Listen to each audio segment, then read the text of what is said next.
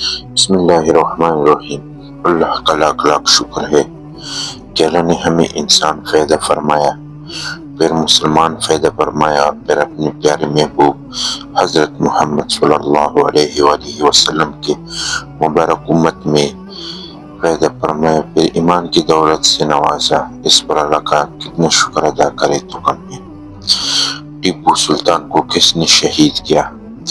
اولیاء مقبول جان صاحب نے 2014 میں ایک کلم لکھا تھا جس کا عنوان تھا تجھے ابا سے اپنی کوئی نسبت ہو نہیں سکتی۔ اس میں اولیاء مقبول جان صاحب نے اسکاٹ لینڈ کے دارالحکومت میں واقع ایک میوزیم کا ذکر کیا ہے جس میں ٹیپو سلطان کی تلواریں، چادریں اور دیگر سامان پڑا ہے۔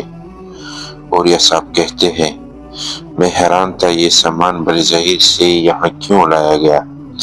پھر کہتے ہیں، دراصل اس کی وجہ یہ تھی کہ ٹیپو سلطان کو جس فوج نے شہید کیا تھا اس کی سربراہ کا تعلق اسکاٹ لینڈ کے دارالحکومت سے تھا۔ یہ شخص کا نام ڈیوڈ تھا۔ یہ 1757 میں ایک تاجر کے گھر میں پیدا ہوا۔ اس نے 1772 میں فوج میں کمیشن حاصل کیا اور 1779 میں اسے کیپٹن کی حیثیت سے ہندوستان بھیج دیا گیا۔ اس نے کرنل بیلی کی سربراہی میں ٹیپو سلطان کے والد حیدر علی سے جنگ لڑی۔ اس جنگ میں انگریز کو بری طرح شکست ہوئی، اکثریت ماری گئی، جو فوج بچی وہ قیدی بنا دی گئی۔ ڈیوڈ ڈوبی شدید زخمی تھا، اسے بھی قیدی بنا لیا گیا۔ اس نے 4 سال قید کاٹی، پھر آزاد ہو کر انگلستان پہنچا تو اسے لیفٹیننٹ کرنل کے عہدے پر ترقی دے دی گئی اور پھر 1719 میں اسے دوبارہ ہندوستان بھیج دیا گیا۔ یہاں سے ٹیپو سلطان کے ساتھ بہت سی جنگیں لڑی۔ آخری جنگ میں 50,000 سپاہیوں نے حصہ لیا۔ برطانوی فوج کے سپاہی 26,000 تھے جبکہ ٹیپو سلطان کے ساتھ 30,000 سپاہی تھے۔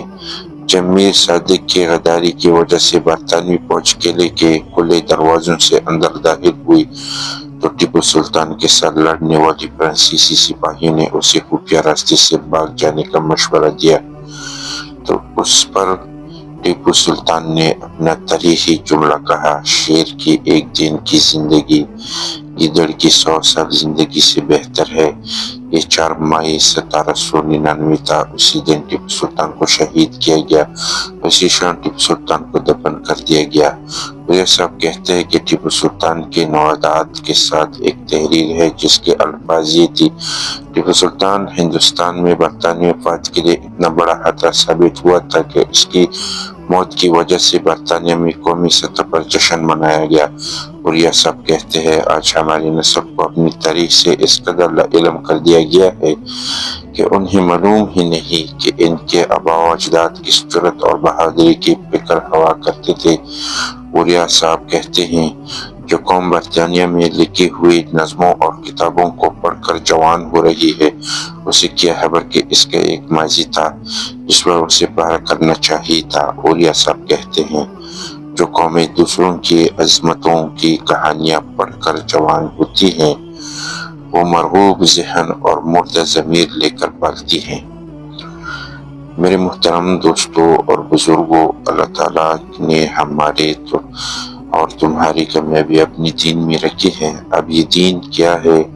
اللہ کے احکامات کو ماننا، آپ پیارے نبی صلی اللہ علیہ وآلہ وسلم کے مبارک طریقوں پر اپنی زندگی بسر کرنا، اس کو دین کہتے ہیں۔